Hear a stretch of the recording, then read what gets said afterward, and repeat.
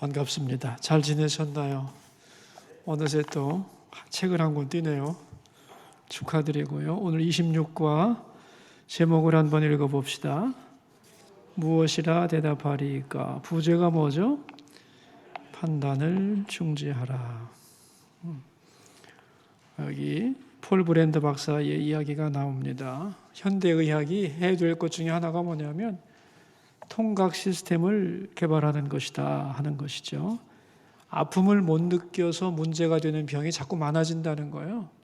그러다 보니까 걱정하지 않고 있다가 어느새 생명을 살릴 수 있는 기회를 잃어버리기 때문에 어떻게 하면 통각 시스템을 잘 개발하느냐가 의학의 큰 주제가 되었다.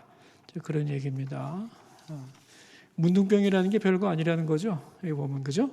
아픈 걸 못 느끼는 게 문제라는 거죠. 그러다 보니까 무리를 하게 되고 오염이 돼가지고 다 비참하게 되는 것이기 때문에 아픔만 느낄 수 있다면 문둥병도 문제가 안 된다.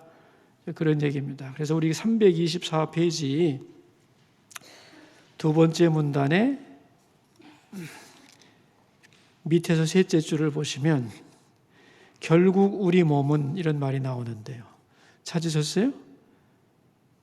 세 번째 문단인가 그럼? 세 번째 문단 밑에서 셋째 줄. 결국 우리 몸은 통증을 느끼기 때문에 조심하게 되고 안전한 것이지 아픔을 느끼는 통각 시스템이 없으면 너무나 위험해집니다. 인정하시죠? 그럼 이제 반드시 또 반대 얘기가 나오겠죠? 꼭 아프게 만들어야 되나? 다른 신호 체계가 있어가지고 기분 좋은 신호가 울리면 안 될까? 안 된다는 거예요. 실험을 해봤다는 거예요. 그랬더니 미리 신호를 꺼버리더라. 그런 얘기입니다, 인간이. 그래서 아프게 만들어야만 깜짝 놀라서 손을 떼게 되고 그래서 몸을 보존할 수 있다. 그런 얘기입니다. 그래서 우리 몸에 아픔을 느끼는 기관이 없으면 얼마나 좋겠어요. 우리 생각에는. 그러나 그렇지 않다는 거예요. 정상적인 삶을 위해서는 적당한 아픔이 꼭 있어야 된다. 그게 의학적인 결론인데, 자, 이 얘기를 왜 하겠어요? 영적으로도 그렇다는 거예요. 고통이 없으면 얼마나 좋겠어요. 그런데 그렇지 않다는 거예요.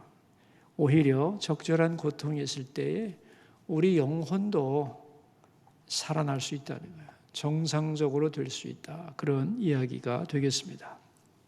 자, 그 다음에 이제 우리 대답해보라 그 항목을 봅시다. 욥기 40장은 하나님의 질문에 대하여 욥이 대답하는 것인데 이 40장에서 하나님은 욥을 향하여 질문을 굉장히 거칠게 하고 계세요. 거칠게 막 꾸짖는 질문을 하는데 이 꾸짖는 질문을 뭐라고 했느냐? 뭐라고 했어요? 국문이라고 했어요. 여러분 국문이란 말 역사 드라마에서 봤죠, 그죠? 잘못한 사람 놓고 막 네 죄를 내가 알렸다 하고서 막 불을 시뻘겋게 달궈가지고 막 국문 대답하라 이거야.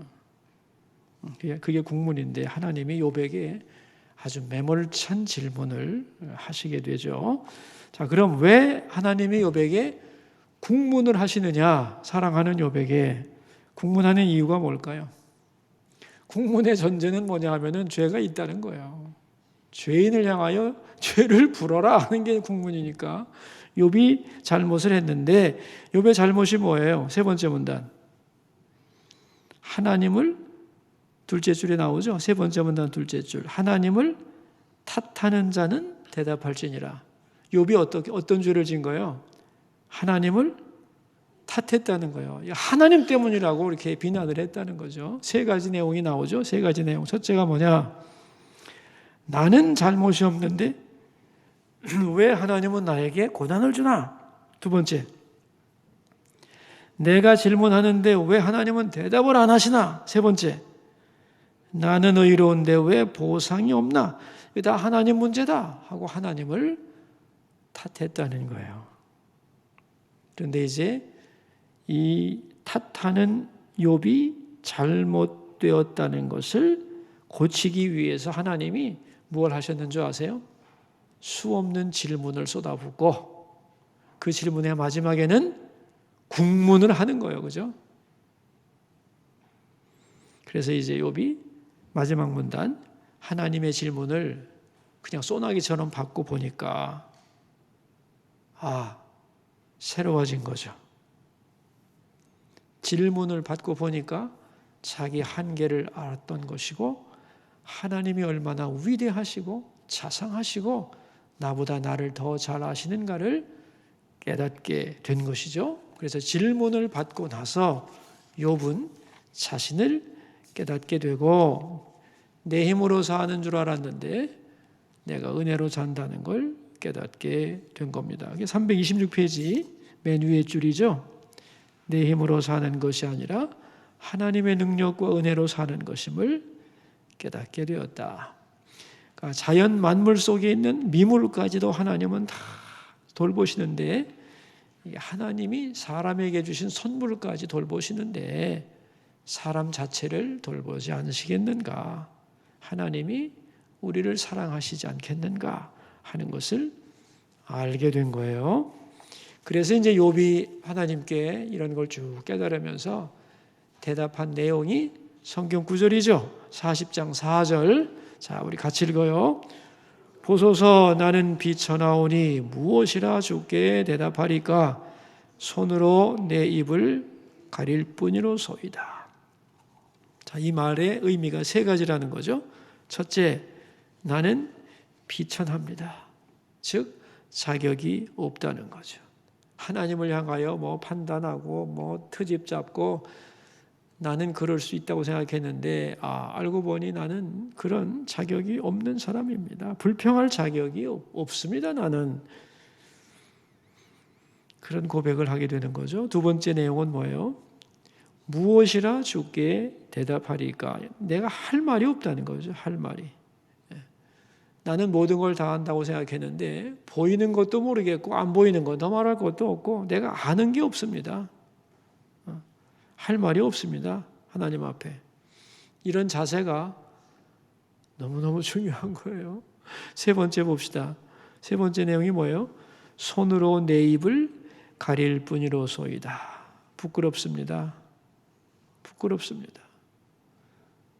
용서해달라. 그런 얘기겠죠?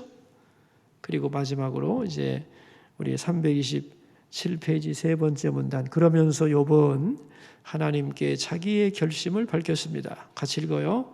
내가 한 번 말하였사온즉 다시는 더 대답하지 아니하겠나이다. 이게 뭐냐면 다시 안 그러겠습니다.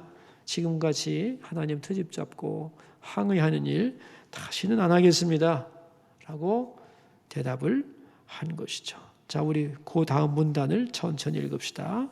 하나님은 이 순간을 기다렸습니다.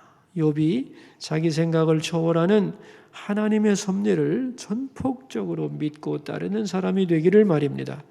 하나님은 욥에게 절대 겸손, 절대 믿음, 절대 순종을 원했던 것입니다. 여러분, 고난을 통해서 이루어져야 할 것이 바로 이것이죠. 그죠? 하나님이 고난을 주는 이유는 그 고난 속에도 하나님의 뜻이 있다는 걸 믿고 나를 다 내려놓고 맡길 줄 아는 사람이 되는 것이에요.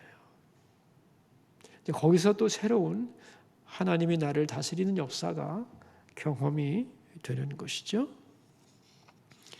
자, 이제 이렇게 욥이 고백하자 하나님은 마무리 질문을 딱 하는 겁니다. 그죠? 그러면서 너는 대장부처럼 허리를 묶고 대답하라. 그러면서 우리 328페이지로 한번 가보죠. 두 번째 문단입니다. 먼저 하나님은 네가 내 공의를 부인하려느냐? 내 의를 세우려고 나를 악하다 하겠느냐? 라고 말씀하셨습니다. 욥이 자기 의를 세우려고 하나님의 의를 부인했다. 즉 하나님을 악하다고 말했다는 거죠. 욥은 그런 말을 안 했지만 욥의 말을 해석하자면 그런 뜻이 되었다는 거죠. 예. 그래서 여기 두 번째 문단 밑에서 세 줄, 셋째 줄 보시면 이런 말이 나오는데요. 나는 의롭다. 그런데 하나님이 왜 나에게 고난을 주시는가? 찾으셨어요?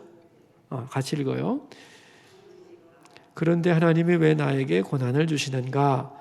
뒤집어 말하면 자기 의를 세우려고 하나님의 공의를 부인하고 하나님을 악하다고 단정한 것입니다. 그러니까 말 조심해야 됩니다. 욥이 의도한 바는 아니었지만 욥의 말을 해석하자면 자기를 의롭다고 하기 위하여 하나님을 불의하게 만든 꼴이 되었다는 거예요. 그래서 너는 몰랐겠지만 함부로 고난 중에 말하다 보면은 너를 위하여 하나님을 불의하게 만들 수 있는 것이다. 여러분, 이게 이제 우리가 힘들고 어려운 가운데서 나도 모르게 내뱉는 말의 의미가 이런 것이 굉장히 많을 수 있으니 힘들 때는 말을 조심해야 된다는 거겠죠. 그러면서 이제 놀라운 말씀을 하시는데 세 번째 문단이죠. 이어서 하나님은 아주 놀라운 말씀을 하십니다. 너는 위엄과 존귀로 단장하며 영광과 영화를 입을지니라. 아니 지금 욥이 고난 중에서 다 죽어가는 사람 보고 이게 무슨 말이에요? 위엄과 존귀로 단장하며 영광과 영화를 입을지니라. 지금 반대 아닙니까? 초라해 죽겠는데? 근데 고난을 잘 극복하고 나면 위엄과 존귀와 영광과 영화를 입을 수 있다는 거예요. 고난을 통하여 이것이 주어진다는 거죠. 다시 말하면 고난은 나를 무능하게 하고 다 빼앗아가는 것 같지만은 아니라는 거예요. 고난 속에서 얻어지는 것이 있다는 거예요. 그래서 우리는 그 밑에 문단, 고난 때문에 아무것도 할 수 없고 할 일이 없고 그런 것 같지만 아니라는 거예요. 자, 우리 다음 페이지로 329페이지로 가서 두 번째 문단을 한번 읽어봐요. 이제 하나님이 고난당한 자에게 사명을 주십니다. 너희의 넘치는 노를 비우고 교만한 자를 발견하여 모두 낮추되 모든 교만한 자를 발견하여 낮아지게 하며 악인을 그들의 처소에서 짓밟을지니라. 이게 무슨 말이에요 또? 그러니까 먼저는 고난당하는 자가 분노하지만은 분노하지 마라. 분노를 버려라. 그죠? 네, 우리도 그렇지만 여러분이 보시면 다른 사람들이 고난받을 때 분노하지 않나요? 분노하죠. 하나님이 어째 이러시냐고. 그죠? 근데 그 분노가 왜 있는 거냐면은 교만 때문에 있다는 거예요. 내 고난을 잘 당한 사람이 그런 사람들에게 가서 이제 자기의 경험을 얘기해주고 거기서 얻는 은혜를 말하면서 악인을 그의 처소에서 겸손하게 만들어라. 그런 얘기죠. 다시 말하면 네가 고난당한 자로서 고난당한 자를 가서 위로하고 그가 하나님의 뜻 앞에 바로 설 수 있도록 뭔가 해주라는 거죠. 그래서 이게 바로 뭐냐 하면은 고난도 은사가 된다 하는 거예요. 고난도 은사가 된다. 여러분 은사가 뭐예요? 하나님이 내게 선물로 주신 그죠? 선물로 주신 재능과 다른 사람을 위해서 할 수 있는 어떤 능력 아니에요? 고난을 잘 겪고 나면 그 분야에서 은사가 생겨난다. 그런 얘기입니다. 그래서 고난을 경험하고 나면 다 무능해지는 것 같지만 다른 사람을 섬기고 세워갈 수 있는 도구가 생겨나고 그런 의미에서 고난은 나에게 은사이며 또 하나 사명이 된다는 거예요. 사명이. 고난을 경험하지 않았을 때는 내가 겪은 고난을 모르죠. 그러나 잘 극복하고 나면 그 분야에서 남보다 한 발 앞서잖아요. 그러면서 다른 사람을 섬길 수 있는 은사가 되고 또 도구가 된다. 그런 얘기입니다. 글쎄, 제가 얼마나 잘 극복했는지 몰라도 별로 그런 것 같지는 않은데, 저도 이제 죽음 때문에 아파하다 보니까 죽음에 대한 연구를 하게 되고 강연을 하다 보니까 요즘도 전화가 참 많이 옵니다. 오늘 아침에도 장례 지내면서 제가 잠깐 언급을 했는데, 목사님들이 질문을 많이 해요. 개별적으로 전화가 많이 와요, 전국적으로. 근데 그 중에 목사님들이 제일 많이 묻는 질문이 있어요. 황 목사님, 정말 사람은 언제 죽는 겁니까? 언제 죽는 겁니까? 그 장소에 안 갔다면 죽지 않을 수 있었을 텐데, 좀 더 좋은 의사를 만났으면 더 오래 살 수 있지 않았을까요? 더 건강 관리를 잘했으면 그렇게 빨리 가지 않고 좀 더 오래 살 수 있지 않았겠나요? 이런 질문들을 목사님들이 하세요. 그러니까 그런 질문을 목사님들이 받는다는 거죠. 그럴 때 대답할 말이 없다. 그런 얘기를 많이 받아요. 성경은 분명하게 말해주고 있어요. 우리가 운동도 하고 또 영양도 잘 섭취해야 되고 규칙적인 생활을 해서 건강해야 되죠. 근데 건강은 같은 시간을 살아도 건강하게 살 수 있고 효율적으로 살 수는 있지만, 우리의 죽는 시간은 잘 먹는다고 연장되거나 더 좋은 치료를 받으면 더 오래 사는 건 아니에요. 하나님이 우리에게 주신 수명이 있어요. 그 수명이 되면 부르시는 거예요. 그래서 건강하다가도 가고 죽고 싶어도 때가 안 되면 못 죽어요. 그런 얘기를 해드리곤 해요. 근데 그런 얘기를 해주면서 내가 뭔데 이런 얘기를 해줘야 되지? 이제 그런 생각을 하긴 하죠.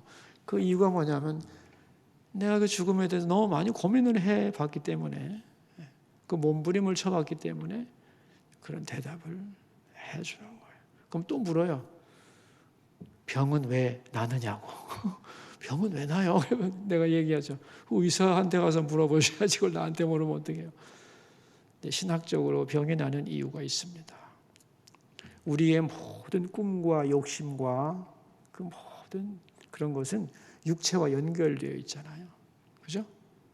여러분 건강할 때는 꿈도 많아요. 욕심도 많아집니다. 그렇죠? 근데 아프고 나면 다 소용없어요.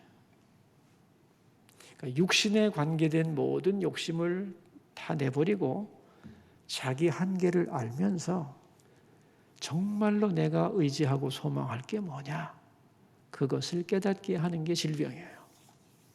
그래서 하나님만이 소망이구나 하는 것을 깊이 깨닫게 돼요. 대개 연세 드신 분들은 다 늙을 때 아파서 돌아가시죠? 그죠? 아니 건강하다 돌아가신 분도 꽤 많아요 사실. 그런데 대부분의 사람들은 왜 아프다가 하냐면은 하나님이 기회를 주는 거예요. 마지막으로. 아무리 뻣뻣한 사람도 병들면 인생의 짧음과 허무함과 자기 한계를 뼈저리게 느끼면서 인생 별거 아니라는 걸 고백하고 정말 내가 뭘 붙잡아야 되느냐에 대해서 다시 생각할 기회를 주는 거예요. 그래서 하나님만이 소망이라는 것을 마지막으로 고백할 수 있는 기회를 주는데 사람들은 그런 생각을 잘 못하죠. 이걸 극복만 하면 된다고 생각하는데 극복하는 경우도 있죠. 하나님이 더 오래 살게 하실 경우는 극복하지만 그걸 통해서 부르시려고 할 때는 끝이죠.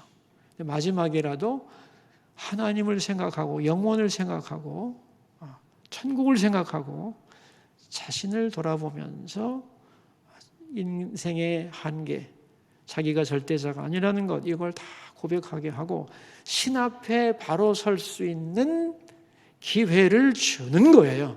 제가 볼 때는 신학적으로 볼 때 질병이란 그런 중요한 의미를 가지고 있습니다. 어디 얘기 뭐하다 이런 얘기가 나왔죠? 주소 담을 수가 없네. 네? 고난의 의미, 고난의 고난을 잘 극복하다 보면 고난이 사명이 된다 하는 것이에요. 자, 우리 마지막에 우리 329페이지 질문자의 태도. 자, 우리 같이 읽어요. 문제의 해결은 그 문제가 없어지는 것이 아닙니다. 그것은 나중의 일이고 먼저는 질문자의 태도를 바꾸는 것입니다. 내가 중심이 돼서 하나님 나에게 왜 이러십니까? 하고 트집 잡고 탓하다가 바뀌는 거죠. 이해가 안 되지만 하나님이 다스리고 알고 계심을 인정하고 흔들리지 말아야 된다. 그래서 아우구스티는 티수는 판단중지 에포케라는 유명한 말을 했어요. 여러분 우리 인간이 뭐 다 알 수 없잖아요. 이해하기 위해서 노력을 해야 되지만 이해가 안 될 때는 우리가 좋은 말이 있잖아요. 하나님께 뜻이 있겠지. 하나님께 뜻이 있겠지. 그리고 우리는 그 뜻을 믿어야지. 사랑을 믿어야지. 하고 거기서 끝내라는 거예요. 자, 여러분 중요한 말이 330페이지에 나오는데요. 우리가 이해할 수 없는 것은 믿고 판단을 중지하지 않으면 어떻게 되느냐? 330페이지 두 번째 문단이에요. 천천히 같이 읽어요. 그런데 중단하지 않으면 어떻게 됩니까? 자기식으로 시나리오를 씁니다. 하나님은 그런 생각을 하지도 않았는데 하나님에 대해 지어냅니다. 그러다 하나님을 원망하고 넘어지고 하나님을 떠나기도 합니다. 그러지 말라는 겁니다. 중단하지 않으면 어떻게 된다고요? 소설을 써요. 소설을. 넘겨 짚어가지고 하나님을 지식으로 다 이런 거라고 소설을 쓰는데 그게 아주 무서운 겁니다. 제 친구 목사님이 서울서 있다가 시골에 가서 목회를 하게 됐는데 제일 힘든 게 뭐야? 그랬더니만 한참 생각하더니만 시골 사람들은 말이지 넘겨짚기를 잘하더라 그러는 거예요. 그래서 내가 뭔 소리예요? 그랬더니 나는 전혀 그런 생각을 못하고 있는데 목사님이 어떻다고 무슨 생각하고 있고 뭐래더라? 목사님의 하루를 자기는 그렇게 살지 않는데 나름대로 자기들끼리 이렇게 산다고 얘기를 하다는 걸 들었다는 거예요. 자기식으로 상상해서 소설을 쓰는 거죠. 그러면서 뭐라 그랬냐면 나는 서울 살 때 몰랐는데 서울 사람들은 이런 면에서는 솔직하다는 거예요. 있는 말을 그냥 받아준다는 거예요. 이건 이래 그러면 그래? 하고 받아주는데 이런 시골 사람들은 그럴 리가? 하고 자기 소설을 쓰는데 미치겠다는 걸 어떻게 다 설명하냐는 거죠. 내 말을 액면 그대로 안 믿고 자기식으로 해석하는데 미치겠다. 그게 정말 힘들다. 그런 얘기를 해서 그래? 그럴 수도 있겠구나. 그러면서 나는 서울이 맞는 것 같아. 그런 얘기를 주고받았어요. 그래서 어떡하냐. 근데 서울 갔으니 거기서 아무튼 잘 지내야 되지 않나. 이렇게 하고 함께 기도를 했는데 여러분 이게 참 곤란한 게 뭐냐면 소설 쓰는 거예요. 소설 쓰는 거. 그러니까 여러분도 남편에 대해서 소설 쓰지 마시고 자식에 대해서도 시나리오를 쓰면 안 돼요. 그게 굉장히 나쁜 거예요. 그러니까 말 그대로를 그냥 믿어주면 돼요. 내가 속아도. 그럼 그 다음부터는 서로 그 관계가 담백해지는데 자꾸 넘겨짚고 소설을 쓰기 시작하면은 해결책이 안 나옵니다. 근데 우리가 하나님에 대해서도 그럴 수 있어요. 판단, 중지. 이해하면 좋고 이해가 안 되면 주님께는 더 높은 뜻이 있을 것이다. 끝. 아멘입니까? 그러라는 거예요. 그러라는 거예요. 그래서 아우구스틴이 한 말이요. 에포케, 판단 중지. 그리고 시간이 가면서 나중에 깨닫게 될 거다. 지금 어떻게 우리가 다 아느냐는 게 숲속에 있을 때 숲의 모양을 알 수는 없는 거예요. 지나간다면 아는 거지. 그러니까 지금 잘 모르겠으면 하나님께는 뜻이 있을 거야. 내가 모르는 더 높은 뜻이 있겠지. 그렇게 믿고 거기서 그치라는 거예요. 그런데 소설을 쓰다 보면 어떻게 되느냐? 하나님을 원망하고 넘어지고 하나님을 떠나기도 합니다. 고난도 힘들어 죽겠는데 그것 때문에 하나님 떠나면 얼마나 서글픈 일이에요. 그래서는 안 되겠다는 거죠. 자, 마지막에 예화를 하나 들었어요. 부도난 남편에게 아내가 보내는 편지. 그 마지막에 이런 말이 있죠. 두 사람이 첫날 밤에 두 손 잡고 드렸던 기도. 하나님, 우리 일생을 주님께 맡겨드립니다. 주님이 가장 좋은 길로 인도해 주소서라고 기도했는데 살다 보니 좋은 일도 많았지만 부도가 나기도 했다는 거예요. 그죠? 부도가 났기 때문에 죽어야 되나? 아니죠. 마지막 맨 밑에 줄입니다. 나의 일생을 주님께 맡겨드렸습니까? 하나님께 맡겼다면 주님이 나를 가장 좋은 길로 인도하실 것을 믿으십시오. 그 가운데 지금 나의 고난도 들어있음을 인정하십시오. 이게 판단 충지라는 거예요. 이를 믿거나 아니면 하나님께 맡기지 않고 스스로의 힘으로 살아가기로 하는 것은 우리 각자의 선택이라는 거예요. 진정한 질문자는 하나님이고, 여러분, 우리가 만나는 사건이 질문입니다. 퀘스천 마크예요. 우리 사건 자체가. 그리고 우리는 그 사건을 어떻게 풀어나가느냐가 우리의 답안지라는 거예요. 인생은 항상 여러분 애들만 시험 보는 거 아닙니다. 평생 우리는 하나님의 질문에 대답하면서 나라는 인간을 형성해 나가는 거예요. 질병도 하나의 질문이고요. 고난도 하나의 질문이고 자식이 속삭이는 것도 하나의 질문입니다. 나는 어떻게 거기에 답안지를 쓸 건가? 그런 생각을 가지며 노력을 하다 보면 하나님의 잘 견딜 수 있는 힘을 주실 줄로 믿습니다. 우리 332페이지 보죠. 자, 세 가지 질문에 대한 대답입니다. 첫 번째, 나는 모릅니다. 그러나 하나님은 아십니다라는 고백은 왜 최고의 지식이 되나요? 왜 최고의 지식이 되죠? 이를 통해 우리가 가질 수 있는 최고의 믿음은 전에 해본 건데 이거 그죠? 네. 나는 모릅니다. 이것이 굉장히 철학적으로는 굉장한 거죠. 그러나 하나님은 아십니다까지가 신앙적인 최고의 지식이고 이 최고의 지식이 뭘로 이어져야 되냐면 최고의 믿음으로 이어져야 되는데 그죠? 최고의 믿음은 뭐예요? 나는 나를 아시는 하나님을 믿고 삽니다. 나는 몰라요. 하나님은 아셔요. 그죠? 그 하나님 믿고 삽니다. 그게 최고의 지식이며 최고의 믿음이라고 했죠. 지난과의 것을 반복하는 것 같으네요. 이게. 두 번째 문제. 하나님이 사람에게 원하는 세 가지 자세는 무엇인가요? 하나님이 원하는 모습대로 나는 살아가고 있나요? 만약 그렇지 못하다면 어떤 모습이 그런지 나눠봅시다. 세 가지죠. 나는 비천합니다. 그죠? 자격 없다. 겸손함이고 내가 무엇이라 대답하겠습니까? 대답할 말이 없다.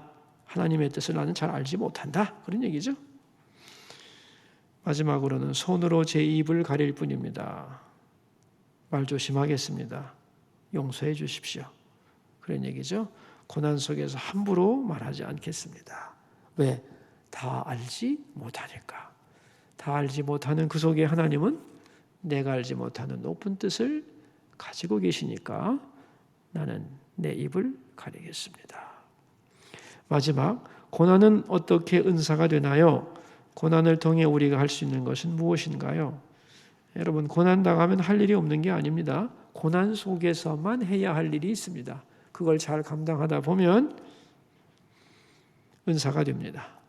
고난 속에서 성장하게 되고 고난 속에서 잃어버리는 게 있지만 세워지고 무장되고 또 견고하게 되는 것이 반드시 존재한다는 것을 성경은 말씀하고 있습니다. 이렇게 우리가 믿고 갈 때에 다음과 보면은 하나님이 악을 통해서도 역사하시고, 그죠?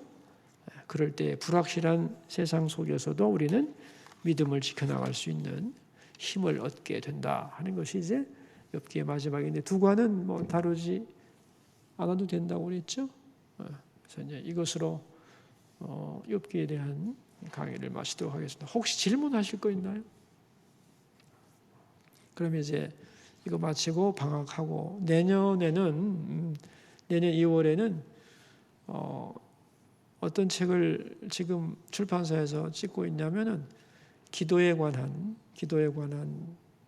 것으로 책을 만들도록 했어요. 그래서 24과로 구성되어 있는데 우리가 올 1월부터 올해는 기도하는 해가 되자고 해서 이제 1월 달에 기도에 대한 설교를 4번을 했어요. 4번을 하고 8월 말에 2번 했어요. 후반기도 기도해야 된다 해서 이제 2번 해서 6번. 그래서 6과가 맨 앞에 나오고 그다음에 구약의 기도의 인물, 신약의 기도의 인물 6명씩 해서 12개. 그다음에 마지막으로는 주기도문 이번에 한 거. 그래서 24개의 기도에 대한 내용을 다루도록 했어요. 그래서 내년 3월부터는 그 교재를 가지고 새 교재를 가지고 공부를 하도록 하겠습니다. 여러분 올 가을에도 수고 많으셨고 저는 이제 이것으로 이 과에 대한 강의를 마치도록 하겠습니다. 고맙습니다. 우리 함께 기도하고 마칩시다.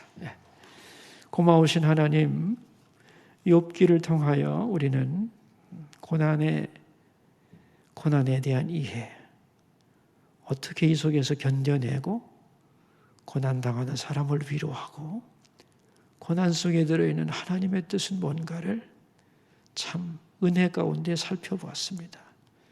세상에서는 이런 것을 가르쳐주지 않습니다.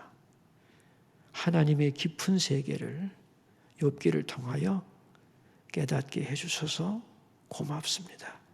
이러한 비밀을 모르는 사람들은 인생을 이해할 수 없어서 고민하다가 죽기도 하고 좌절하기도 하고 허무한 것을 붙들기도 합니다.